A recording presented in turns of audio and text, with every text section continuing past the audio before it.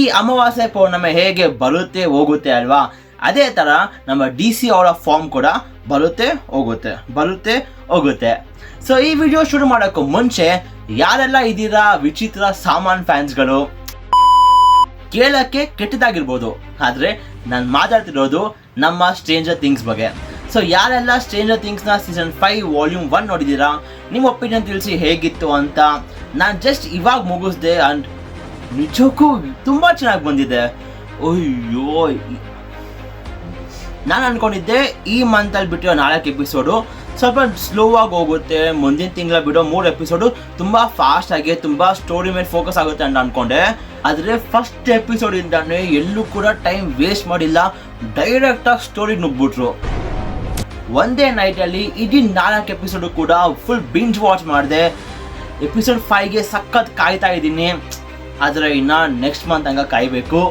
So ನಿಮಗೇನು ಅನಿಸ್ತು stranger ಥಿಂಗ್ಸ್ನ season 5 volume 2 ಅಲ್ಲಿ ಏನಾಗಬಹುದು, ಏನೆಲ್ಲ ಇರಬಹುದು, ನಮ್ಮ ವೆಕ್ನ ಇನ್ನೂ ಪವರ್ಫುಲ್ ಆಗ್ತಾನ ಅಥವಾ ವಿಲ್? ಸ್ಪಾಯ್ಲರ್ ಕೊಡಲ್ಲ, ಸೀರೀಸ್ ನೋಡಿ, ಸೀರೀಸ್ ಎಂಡಲ್ಲಿ ನಿಮಗೆ ಗೊತ್ತಾಗತ್ತೆ ಏನಾಗುತ್ತೆ ಅಂತ. So back to topic.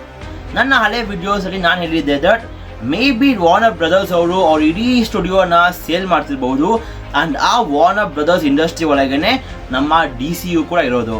So ಇದರಿಂದ ಮುಂದೆ ಏನಾಗುತ್ತೆ, ವಾರ್ನರ್ ಬ್ರದರ್ಸ್ ಸ್ಟುಡಿಯೋ ಯಾರಿಗೆ ಸೇಲ್ ಆಗಬಹುದು, ಇದರಿಂದ DCಗೆ ಎಷ್ಟು ಎಫೆಕ್ಟ್ ಆಗುತ್ತೆ, ಇದರಿಂದ ಮತ್ತೆ ಏನಾದರೂ ಹೊಸ ರೀಬೂಟ್ ನೋಡಬಹುದಾ ಅಥವಾ ಹಳೇದನ್ನೇ ರೀಸ್ಟೋರ್ ಮಾಡ್ತಾರಾ, ಎಲ್ಲ ಕೂಡ ಈ ವಿಡಿಯೋ ಮಾತಾಡೋಣ.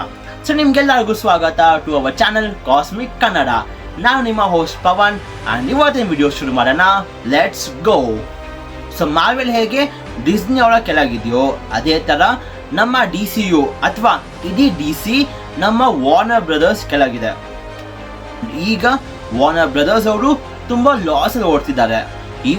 ಈ ವರ್ಷ ಅವ್ರಿಗೆ ಸಕ್ಸಸ್ಫುಲ್ ಇಯರ್ ಆಗಿರಬಹುದು, ಯಾಕಂದರೆ ಸಿನ್ನರ್ಸ್ ಆಗಿರಲಿ, ಜುರಾಸಿಕ್ ವರ್ಲ್ಡ್ ಆಗಿರಲಿ ಅಥವಾ ನಮ್ಮ ಸೂಪರ್ಮ್ಯಾನ್ ಆಗಿರಲಿ, ಇವೆಲ್ಲ ಮೂವೀಸ್ ಕೂಡ ತುಂಬಾ ಪ್ರಾಫಿಟ್ ತಂತು, ತುಂಬಾ ಸಕ್ಸಸ್ಫುಲ್ ಆಯಿತು. ಆದರೂ ಕೂಡ ವಾರ್ನರ್ ಬ್ರದರ್ಸ್ಗೆ ಇನ್ನೂ ಲಾಸಲ್ಲೇ ಇದ್ದಾರೆ. ಸೊ ಇಷ್ಟೆಲ್ಲ ಪ್ರಾಫಿಟ್ ಬಂದರೂ ಕೂಡ ಈಗ ನಮ್ಮ ವಾರ್ನರ್ ಬ್ರದರ್ಸ್ ಅವರು ನಮ್ಮ RCB ಥರ ಸೇಲಲ್ಲಿದೆ.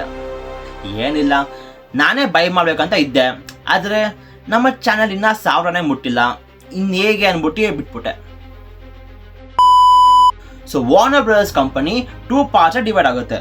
ಒಂದು ನಮ್ಮ OTT ಡಿಜಿಟಲ್ ಸ್ಟ್ರೀಮಿಂಗ್ ಬಗ್ಗೆ ಆ್ಯಂಡ್ ಇನ್ನೊಂದು ಥಿಯೇಟ್ರಿಕಲ್ ರೈಟ್ಸ್ ಬಗ್ಗೆ.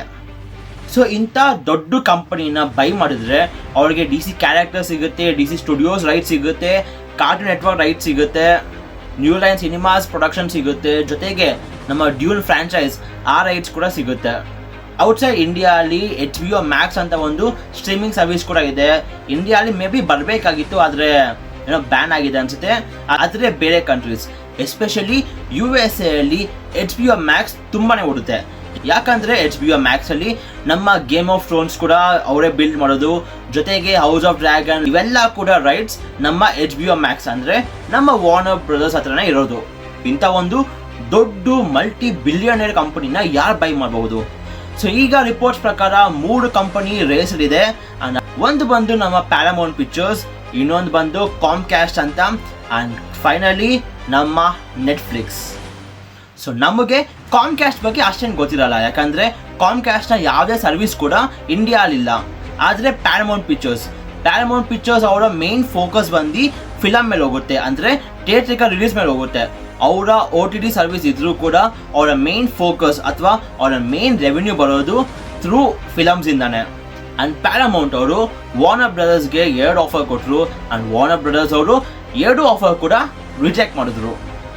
ಅಕಸ್ಮಾತ್ ಇನ್ ದ ಫ್ಯೂಚರ್ ಅವ್ರಿಗೇನಾದರೂ ರೈಟ್ ಸಿಕ್ಕಿದ್ರೆ ಅವರ main focus maybe through theatrical ರಿಲೀಸೇ ಆಗಿರುತ್ತೆ. ಯಾಕಂದರೆ ಅವ್ರ ಹತ್ರ ಮಿಷನ್ ಇಂಪಾಸಿಬಲ್ ಆಗಿರಲಿ ಅಥವಾ ಟ್ರಾನ್ಸ್ಫಾರ್ಮರ್ಸ್ ಆಗಿರಲಿ, ಸ್ಟಾರ್ ಟ್ರೆಕ್ ಆಗಿರಲಿ, ಇಂಥ ಒಂದು ದೊಡ್ಡ ಫ್ರಾಂಚೈಸ್ನ ಬಿಲ್ಡ್ ಮಾಡಿ ಸಕ್ಸಸ್ಫುಲ್ ಆಗಿದ್ದಾರೆ.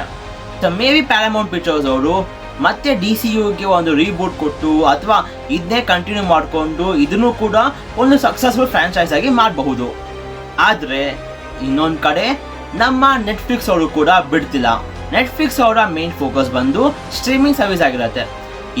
ಅವರು ಮೂವೀಸ್ನ ಥಿಯೇಟರ್ ಬಿಟ್ಟರು ಕೂಡ ಹಬ್ಬ ಅಂದರೆ 2-3 ವೀಕ್ಸ್ ಅಷ್ಟೇ, ಆಮೇಲೆ ಅವರೇ ತೆಗೆದಾಕಿ ಅವರ ಸ್ಟ್ರೀಮಿಂಗ್ ಸರ್ವಿಸಲ್ಲಿ ಬಿಡ್ತಾರೆ. ಇದರಿಂದ ಥಿಯೇಟರ್ಸ್ಗೆ ಮೇ ಬಿ ತುಂಬಾ ಲಾಸ್ ಆಗಬಹುದು. ಜೊತೆಗೆ ನೆಟ್ಫ್ಲಿಕ್ಸ್ ಅವರು ಕೂಡ ಈಗ ಸೂಪರ್ ಹೀರೋ ಜಾನ್ರಾಗೆ ಬರಬೇಕು ಅಂತ ರೆಡಿ ಆಗ್ತಿದ್ದಾರೆ. ಯಾಕಂದ್ರೆ ಡಿಸ್ನಿ ಅವ್ರ ಹತ್ರ ಈಗ ಮಾರ್ವೆಲ್ಸ್ ಇದೆ, ಅಮೆಝಾನ್ ಪ್ರೈಮ್ ಹತ್ರ ಈಗ ದ ಬಾಯ್ಸ್ ಇದೆ. ಆದ್ರೆ ಈಗ ನೆಟ್ಫ್ಲಿಕ್ಸ್ ಅವರು ಮೇ ಬಿ ವಾರ್ನರ್ ಬ್ರದರ್ಸ್ ಅವರ ರೈಟ್ಸ್ ಬೈ ಮಾಡಿ DC ಯೂನಿವರ್ಸ್ನ ಮತ್ತೆ ಒಂದು ರೀಸ್ಟೋರ್ ಮಾಡಿ ಅಥವಾ ಇದನ್ನೇ ಕಂಟಿನ್ಯೂ ಮಾಡಿ ಅವರ ಒಂದು ಸೂಪರ್ ಹೀರೋ ಯೂನಿವರ್ಸ್ನ ಬಿಲ್ಡ್ ಮಾಡಬಹುದು. ಆ್ಯಂಡ್ ಈಗ ತುಂಬ ರಿಪೋರ್ಟ್ಸ್ ಬರ್ತಾ ಇದೆ ದಟ್ ನೆಟ್ಫ್ಲಿಕ್ಸ್ ಅವರು ಮೇ ಬಿ ವಾರ್ನರ್ ಬ್ರದರ್ಸ್ ಸ್ಟುಡಿಯೋಸ್ನ ಬೈ ಮಾಡಿ ನಮ್ಮ ಝ್ಯಾಕ್ ಸ್ನೈಡರ್ ಅಂದರೆ ನಮ್ಮ ದ ಸ್ನೈಡರ್ ವರ್ಸ್ನ ವಾಪಸ್ ರೀಸ್ಟೋರ್ ಮಾಡಬಹುದು ಅಂತ. ಆದರೆ ನನಗೆ ಯಾಕೋ ಇದೊಂದು ಒಳ್ಳೆ ಐಡಿಯಾ ಅಂತ ಅನ್ನಿಸ್ತಾ ಇಲ್ಲ. ಒಂದೇ ಕ್ಯಾರೆಕ್ಟರ್, ಒಂದೇ ಯೂನಿವರ್ಸ್, ಒಂದೇ ಸ್ಟೋರಿ ಲೈನ್ನ ಇಬ್ಬರು ಡೈರೆಕ್ಟರ್, ಇಬ್ಬರು ಯೂನಿವರ್ಸ್ ಆಗಿ ಡಿವೈಡ್ ಮಾಡೋದು ಚೆನ್ನಾಗಿ ಕಾಣಲ್ಲ. ಯಾಕಂದರೆ ಮುಂದೆ ಹೋಗ್ತಾ ಹೋಗ್ತಾ ಒಂದೇ ಯೂನಿವರ್ಸಲ್ಲಿ ಫ್ಯಾನ್ ವಾರ್ ಶುರು ಆಗ್ಬಹುದು. ಈಗಲೇ ಮಾರ್ವೆಲ್ DC ಅಂತ ಜಗಳ ಶುರು ಆಗ್ತಾನೆ ಇರುತ್ತೆ. ಇನ್ನು ಮುಂದೆ ಹೋಗ್ತಾ ಹೋಗ್ತಾ ಸ್ನೈಡರ್ ವರ್ಸ್ ಬೇಕಾ ಅಥವಾ ಗನ್ ವರ್ಸ್ ಬೇಕಾ ಅಂತ ಅದು ಕೂಡ ಜಗಳ ಆಗಬಹುದು. ಸೊ ನನಗನ್ಸೋ ಪ್ರಕಾರ ಯಾವುದೇ ಸ್ಟುಡಿಯೋಸ್ ಬೈ ಮಾಡಿದ್ರು ನಮ್ಮ ಜೇಮ್ಸ್ ಗನ್ನೇ ಇಡೀ DCU ಪ್ರೆಸಿಡೆಂಟ್ ಆಗಿರ್ತಾನೆ. ಆದರೆ ರೀಸೆಂಟಾಗಿ ಝ್ಯಾಕ್ ಸ್ನೈಡರ್ ಅವರ ಇನ್ಸ್ಟಾ ಪೋಸ್ಟ್ ನೋಡ್ತಿದ್ರೆ ನಿಮಗೆ ಶಾಕ್ ಆಗುತ್ತೆ. ಯಾಕಂದರೆ ಅವರು ಪದೇ ಪದೇ ಅವರ ಸ್ನೈಡರ್ ವರ್ಸ್ ಫೋಟೋಸ್ನೇ ಪೋಸ್ಟ್ ಮಾಡ್ತಾ ಇದ್ದಾರೆ. ಸೊ ಮೇ ಬಿ ಅವ್ರಿಗೂ ಕೂಡ ಮನ್ಸುಂಟು ಬರಲಿಕ್ಕೆ, ಆದರೆ ದಾರಿ ಮಾಡಿಕೊಡ್ತಿಲ್ಲ ಅಷ್ಟೇ. ಸೊ ನಿಮಗೇನು ಅನಿಸುತ್ತೆ, ವಾರ್ನರ್ ಬ್ರದರ್ಸ್ ಸ್ಟುಡಿಯೋಸ್ನ ಯಾರು ತಗೊಬಹುದು? ನೆಟ್ಫ್ಲಿಕ್ಸಾ ಅಥವಾ ನಮ್ಮ ಪ್ಯಾರಮೌಂಟಾ? ಸೊ ಇವತ್ತಿಗಿಷ್ಟೇ. ಸೊ ನಿಮಗೆ ವಿಡಿಯೋ ಇಷ್ಟ ಆಗಿದ್ರೆ ವಿಡಿಯೋ ಲೈಕ್ ಮಾಡಿ, ಶೇರ್ ಮಾಡಿ and subscribe to Cosmic Kannada. And until next video, love you all 3000.